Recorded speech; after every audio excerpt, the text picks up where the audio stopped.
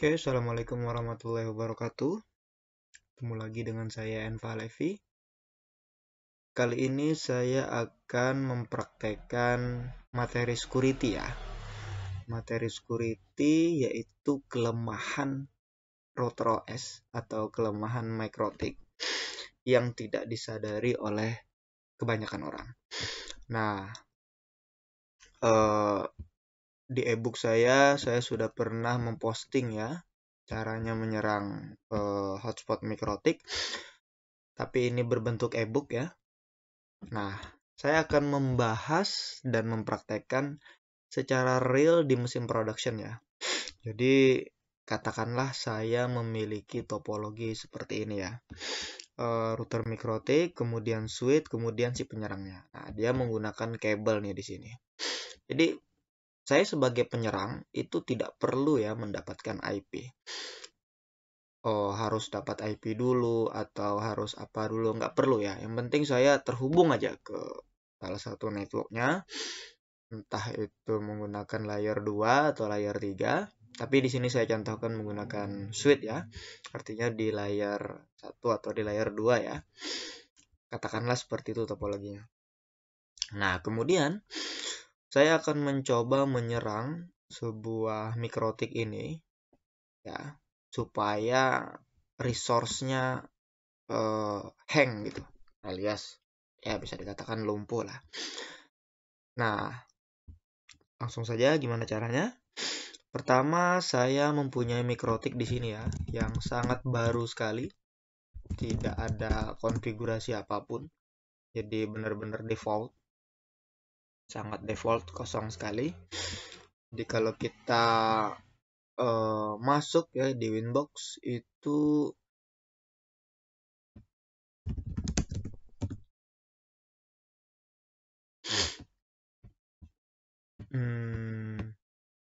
sangat kosong ya. Jadi hanya ada Ether 1 sama Ether 2. Nah, katakanlah saya itu menyerangnya di layer ini, di Ether 2.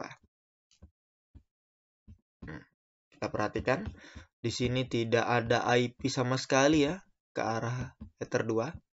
Tidak ada. Untuk meyakinkan saya delete saja. Jadi tidak ada konfigurasi apapun ya yang berkaitan dengan IP. Nah, seperti ini. Jadi tidak ada IP sama sekali ya. Kemudian saya akan coba membanjiri router ini agar CPU load-nya jadi tinggi ya. Yaitu saya akan membanjiri, salah satu kelemahan di MikroTik itu adalah di bagian neck bar. Nah, di bagian neck bar ini masih terlihat kosong ya. Ini ada apa ya tersatu ini ya. Ini contoh aja ya. Tersatu gitu di sini. Nah, saya akan membanjiri semua neck bar ini seakan-akan ada yang connect seperti itu. Sehingga membuat CPU ini menjadi tinggi. Nah, saya menggunakan sebuah Linux. Ini. Jadi saya ketikkan nama softwarenya ada layer sini ya. Nah, kemudian saya di sini banyak ya, ada menyerang CDP, ada menyerang DHCP, ada menyerang macam-macam protokol di sini ya, sampai MPLS pun bisa diserang ya. Nah, saya akan mencontohkan untuk menyerang di CDP ya. Nah, CDP itu di sini aja. Kemudian saya launch attack. Kemudian saya pilih flood ke arah sini. Ke arah CDP table di DOS. Kemudian saya klik OK. Nah, setelah serangan ini saya lancarkan, kita lihat di bagian MikroTik apa yang terjadi. Nah, terlihat di sini neck bar saya dibanjiri oleh perangkat-perangkat acak. Ya, perangkat-perangkat acak yang tidak dikenal sama sekali ya. Sangat tidak dikenal sama sekali. Dia datangnya dari Ether 2. Datangnya dari Ether 2 ini. Dan kalau kita perhatikan, resource CPU saya langsung naik 60-70%. Wow. Sangat berbahaya ya. Jadi ketika kita torch gitu, menggunakan fitur mikrotik ini dan kita lacak siapa penyerangnya.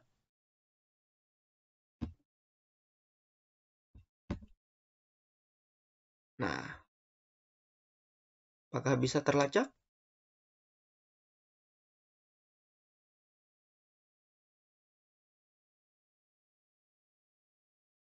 Nggak bisa ya. Jadi benar-benar nggak ada ya, tapi serangannya tetap berlanjut ini. Nih, CPU-nya tetap naik. Nah, bayangkan ini jika terjadi di jaringan teman-teman. Sangat membahayakan. Ini baru satu loh penyerangnya. Bagaimana kalau dia mencolok 3 komputer atau 5 komputer dalam satu waktu yang bersamaan? Langsung KO ini komputer. Langsung KO ini router mikrotik kita. Nah, sekarang saya coba untuk stop serangannya ya. Saya exit saja. Dan kita perhatikan CPU-nya langsung turun. Langsung normal kembali. Seakan-akan tidak terjadi apa-apa ya. Coba kita lihat lagi. Oh, ini belum di refresh aja nih. Masih ada tabelnya. Nanti ini hilang nih. Nah, CPU load-nya kembali normal. Nah, ini baru satu serangan ya. Nah, kita akan mencoba serangan yang kedua, yaitu adalah serangan dari DHCP server. Nah, DHCP server ini tidak ada DHCP-nya. Tidak ada DHCP-nya. Nah, tidak ada DHCP-nya. Sekarang kita coba, katakanlah kita setup ya DHCP-nya. Biasanya kan jaringan LAN itu kan ada DHCP-nya ya. Saya akan coba DHCP-nya. Saya akan atur di Ether 2 ya. Misalnya saya atur 100.24 aja. Kemudian saya set DHCP-nya. Standar ya.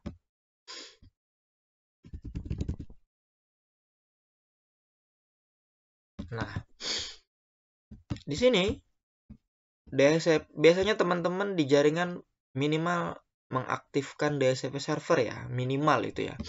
Karena mungkin untuk kliennya agar otomatis terkoneksi menggunakan IP dynamic. Jadi IP-nya itu diberi oleh si router itu sendiri.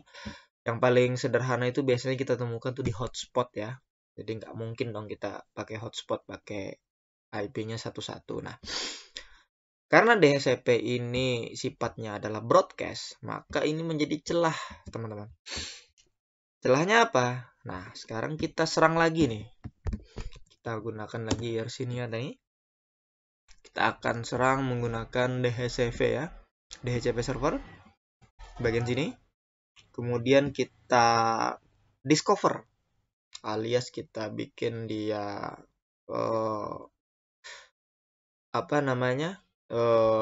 merespon, tapi sebenarnya dia hanya PHP aja.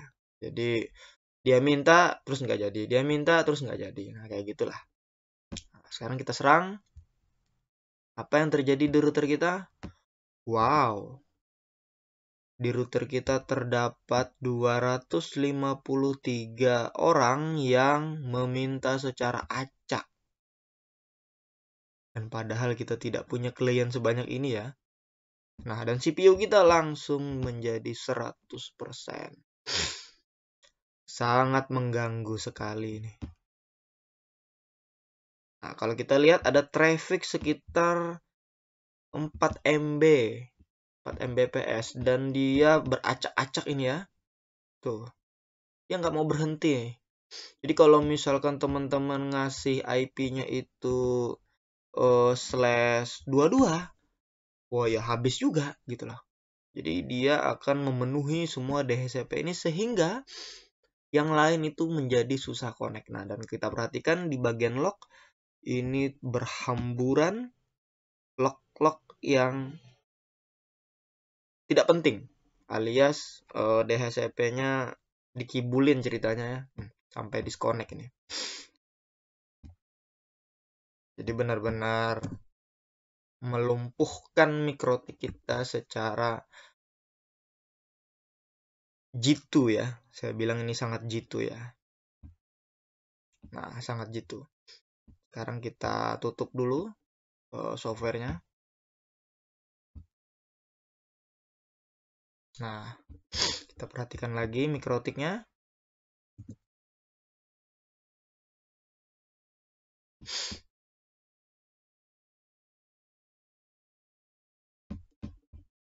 Nah, CPU-nya sudah normal kembali. Nah, itulah beberapa kelemahan mikrotik yang bisa kita serang.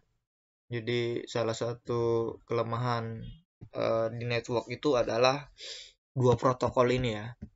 Jadi protokol tadi CDP di Nightbar ini kita bisa matikan sih sebenarnya di bagian sini, selesai. Tapi DHCP tidak selesai karena router ini sifatnya layer 3 ya.